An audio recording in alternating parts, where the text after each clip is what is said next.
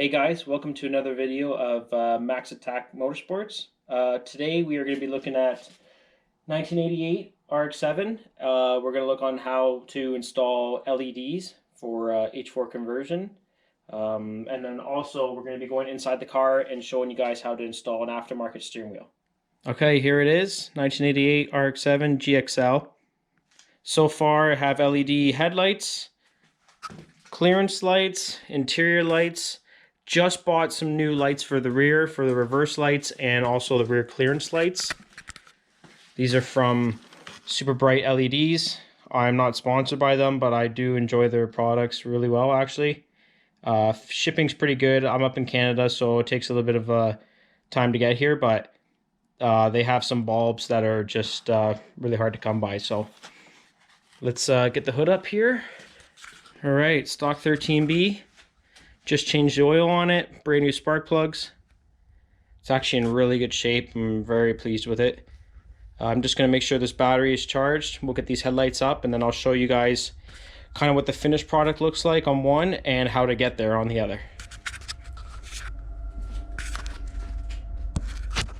Okay guys, battery charger's on. Headlights have been installed already. This was done a couple weeks ago, but I will be taking apart one of them to show you guys how it was done. So let's get going. First thing you want to do is you want to get these headlights up in the air, and then with a Phillips screwdriver, there's multiple screws on this housing. One there, one there, one there. 3 on this side. So let's take those off.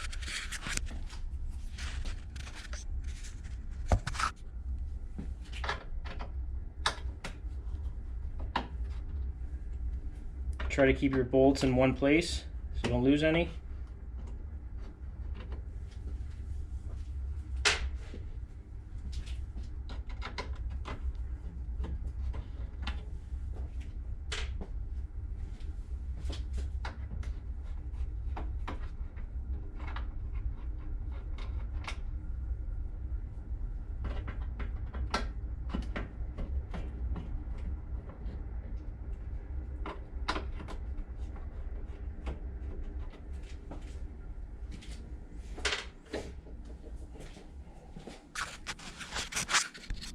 Okay, once you get those out, you're going to want to remove these plastic housings here. Keep in mind that at the bottom, there's a windshield washer hose that connects to this nozzle. So in case you have it get jammed up in there, just be aware of that.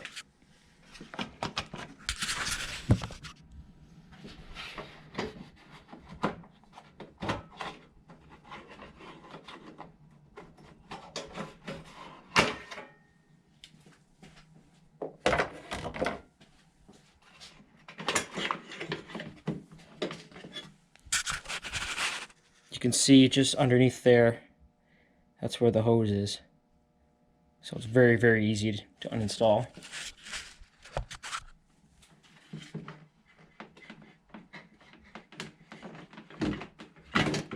Go. This is a good time too if you want to clean those housings up, keep everything looking fresh. As far as the light goes, once you have the housings off, you want to remove 4 of these little Phillips screws. You can kind of see the last one. I don't know if I think it's in there. The top 2 you can use a Phillips screwdriver. The bottom ones are a little tight. If you have a ratchet with a 1/4-inch socket with a Phillips bit, you should be able to get them.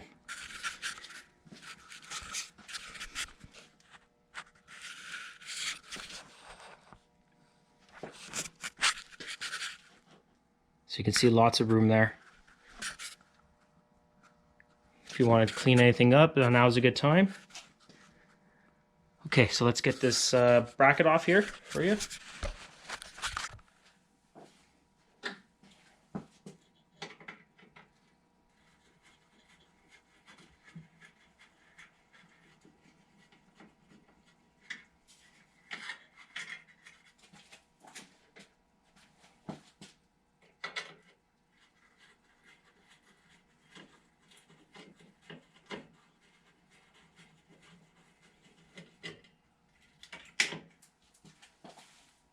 Okay guys, so we have the headlight out. I just left this bracket on. If yours is in good condition, you should be able to get away with it. If they're rusted out, I would not recommend it in case you break those bunnies off there. So what we have here is a Hela, however you want to pronounce it. Seal beam housing. I can put the part number for you guys in the description below. They are glass. This is a DOT version of it. I know E-Codes is a more popular version too, but I don't mind this. So, and then what we have here for the LEDs, this uses H4. So I went to superbrightleds.com and picked up their H4 conversion. I'll also put a link in for that. I really like their products. Like I said earlier, this one plugs in right to the stock harness, has the ballast.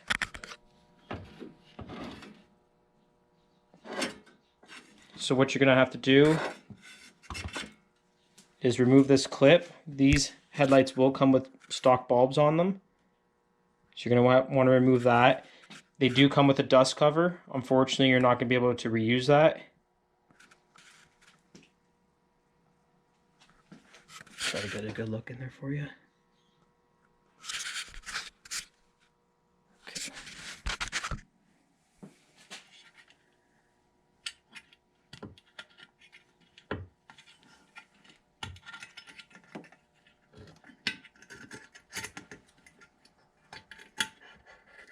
Okay guys, so we have the bulb out.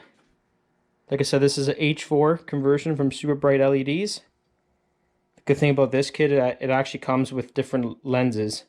So if you want that 3000K, 6000K, 8000K, it comes with little films that you put on the glass housing. There's a little tiny O-ring. You can kind of see it in there. Focus. So what you do is you remove this top cap, remove the stock cover lens, and then you have your little ring down there. Once you install those, you decide on what color you would like. It's just small little films. You put them on, put the O-ring on, put the cover on, and then put the cap back on. For these housings, you want to make sure that you're just careful with the clip. You're going to have to bend it around the cooling section of this bulb, so just be careful with that. So let's get this in and we'll reinstall it.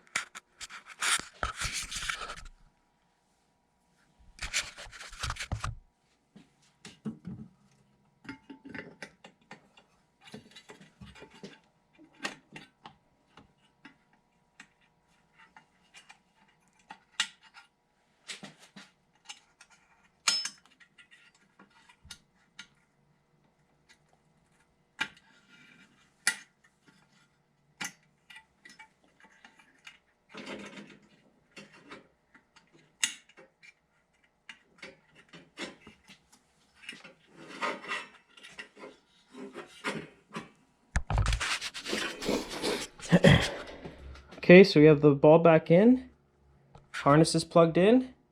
Just be careful with the wiring. If you want to tuck it up underneath with a couple zip ties, that's nice. Just remember that these are on motors, so when the lights go up in the air, you don't want to stretch the wiring out too much. And just make sure it doesn't rub in against any surfaces that are going to scratch it or take any of the sheathing off. Okay, lights back in. Things nice and tight in there. Like I said, make sure the wiring's okay. Let's put the housing back on. Please remember to put your windshield washer fluid line here back on.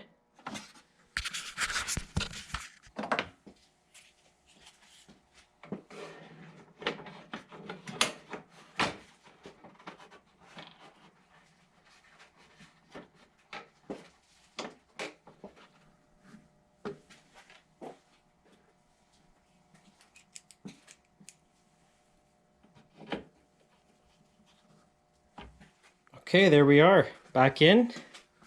This one was already done. Same scenario. Very, very, very easy to do.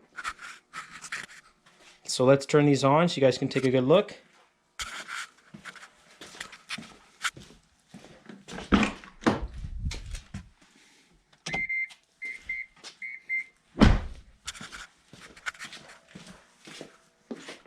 Hey now, there we go. Nice, crisp, beautiful 3000K light. Looks amazing. Really brings it up to date. A more modern look.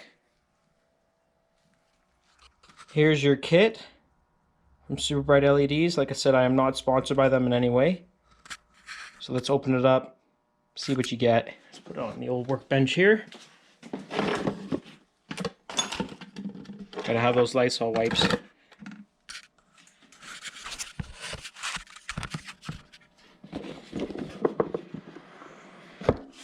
Okay, so here's your part number and your specs. Like I said, I will put a link in the description below so you guys can take a look at it even more.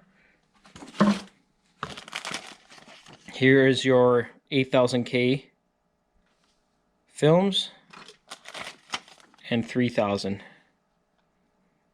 They do give you quite a bit, which is nice because you might mess up. Try to make sure that everything is clean, including your hands, so you don't leave any marks on there. Zip ties and some mounting pads in case you like them. And then in here, I already have the stock bulbs from the Helas or Hellas housings. Just put them back in there just to keep them safe. Always try to keep the stuff. Okay, so that's an install of H4 LED conversion lights for an 88 RX7. Now we're going to go inside the car and we're going to show you how to put on an aftermarket hub and steering wheel. Headlights are all good. We got a custom shift knob. This is from 6-Speed. All I did was purchase the right adapter, M12 by 1.5. A little hard to find shift knobs for the S4. Had it coated. A little bit of Mazda historical logos on there. Vintage rotary. Very, very happy with it. Has good feel. Slightly weighted. But let's get to the steering wheel. So I've already had the old wheel taken off. Fairly simple to do. There's a couple screws on the back of the wheel. I believe they're Phillips bits. And all you're going to do is just remove them. And then I'll take off the center portion of the wheel. Once you have that, we have our 21 mil bolt or nut in there. Just make sure you give it a good shot. It should come off fairly easy. The steering wheel, in order to get that off, you might have to use a rubber mallet. Just kind of vibrate in different directions to break it off. Just be careful. I would only loosen that nut so far so that when you do take the wheel off, you don't smack yourself in the face. So let's take a look at the hub. So originally, get out of there, there we go. Originally, I bought myself an NRG hub, the short hub. It was great, typical NRG quality. It does have to be modified for the RX7. If this is your first time doing this, just be aware that these cars have a turn signal cancellation sensor that is underneath this hub. It's a plastic piece and it has an arrow on it. There's also an arrow that's inside here of the hub, and that's where it's supposed to line up. So when you turn your turn signal on, as you rotate back when you finish your turn, that sensor will line up with the arrows and it will turn off the sensor. So just be aware, the NRG hub, you do have to modify the holes on the back in order for it to fit. There's also a little lip. See if you guys can see it. Right along there. You can kind of see it sticks out a bit. So the NRG hub, you do have to remove that in order for it to sit flush, or else you won't be able to get enough of the splines on the back of the short hub in order to get your nut back on. So that's fine and dandy. I know a lot of people will either remove the housing here or they'll do the trimming. That's fine. If you want to rock an NRG one, that's totally up to you. I know all you drift boys out there like that stuff, so I wanted to kind of keep this as intact as possible. So I searched and searched for a hub that would work, and I came across a Sparco hub. So once again, I will put the description below. But I picked this up. There's your part number for it, but I will make sure to put it in the description again. And it works fantastic. Very, very happy with it. Also has the horn. Didn't have to modify anything. It's in there perfectly. Don't make sure you don't over tighten it. You don't want to crush that sensor. So yeah, this is the wheel that we'll be putting on. So it's an NRG wheel. I have had it previously installed. I am just waiting for some new bolts to come in, hardware. I like to upgrade to the nicer looking screws that go in. If you guys have any questions on it, let me know. Hey guys, thank you very much for watching this video on the LED conversion for your RX7 and your steering wheel hub installation. Leave a like and subscribe if you want to. Hopefully get some more videos. My plan is when we get some car events going, I can take you guys to those. Unfortunately, through these tough times, I'm kind of garage ridden, which isn't necessarily a bad thing, but we really do miss going out. So in the meantime, look at that, eh? Wow. Stay clean, stay mean. Let's go, baby.